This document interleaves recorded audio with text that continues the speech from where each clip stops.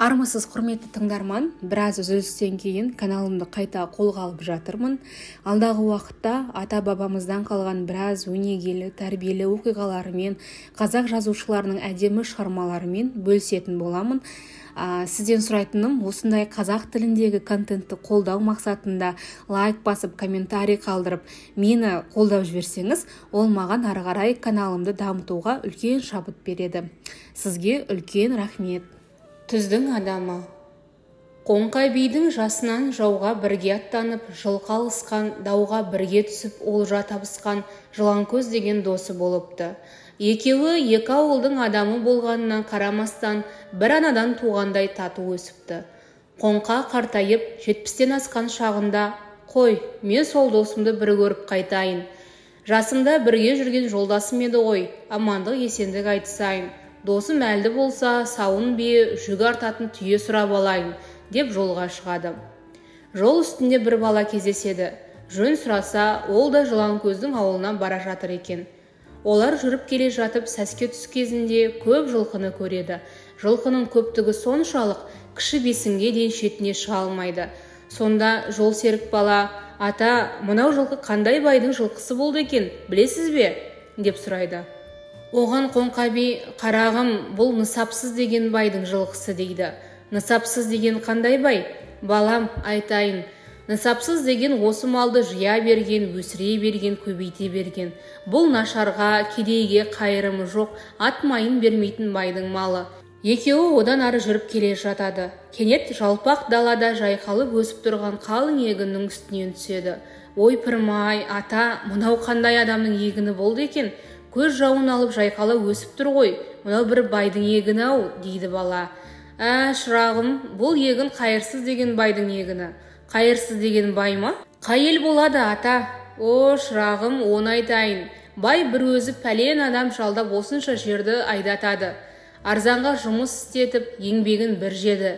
Енді егінді біреудің еңбегімен орып, қырманға салды. Бастырып қамбаға құйды. Мұның бәрін өзі істемейді, біреуге істеттіреді. Сонан соң елде астық болмай қалған жылы қымбатқа сатады. Өзі жан қинамай үйде май шайнап жатады. Ендігі жылы тағы егеді, енді екесе адам көп жалдайды. Жылдан жылға осылай кете береді. Одан жұртқа пайда жоқ. Ел ашыққанда қымбатқа сатады.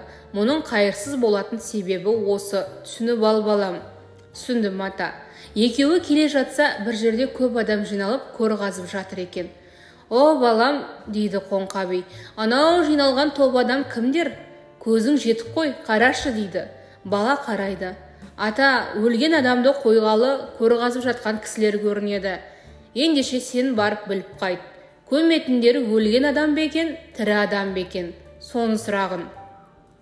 Бала шапты да кетті. Барып көр қазып жатқандарға сәлем береді. Сіздердің жерлейтіндеріңіз өлген адам ба, тірі адам ба?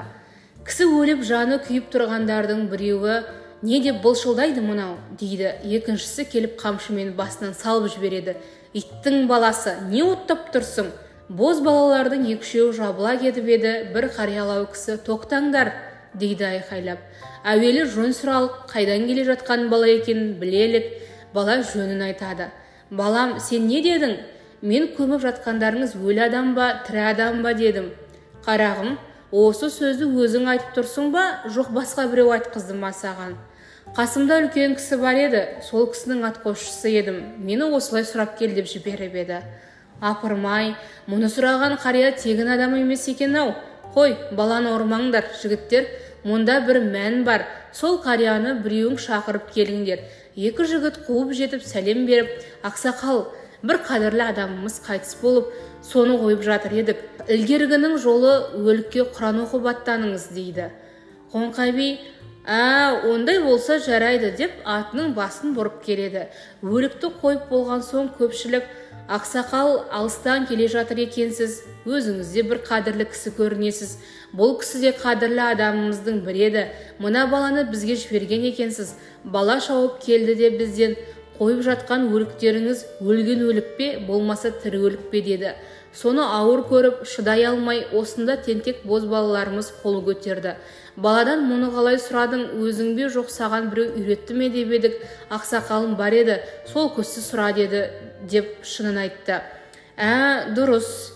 Сізден сұрайтынымыз, мұны қалай айттыңыз? Бұл өлі-өлік пе, жоқ тірі-өлік пе дегеніңізді түсіндіріңіз. Оны дұрыс сұрайсыңдар. Тірі-өлік пе дегенім артында өзіндей болатын бала-шағасы бар ма, ас-су беретін мал-жаны бар ма дегенім. Ал өлі-өлік пе дегенім өзіндей болып өсетін, артында бала-шағасы жоқ болса, ас-суын беретін мал-жаны жоқ болса, мұның аты шын өлік. Шырақтарым, осының қайсысы екенін білгім келіп еді. Бұл өлік осының қайсысы? Ата, артында баласы бар, ас-суына жарайтын мал-жаны бар, дәулетті кісі. Ауылға жүріңіздер, мейман болыңыздар, дейді көпшілік. Шырақтарым, маған ауылға қонуға болмайды, мен түздің адамымын, дейді. Қоңқағарт, жолда келе жатып бала, ата, түздің адамымын дегеніңіз қалай деп сұрайды. Қарағым, өзің аңғарымпаз адал бала екенсің, сенің атың кім? Атым Төле ата. Төле қарағым, түздің адамымын дегенім, көпшіліктің, халықтың адамымын дегенім.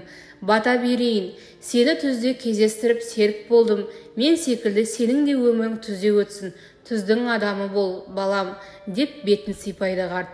Төле есейген соң жол үстінде жолыққан Қоңқа қартты үнемі құрметпен еске алып, өзіне ұстаз тұтқан екен.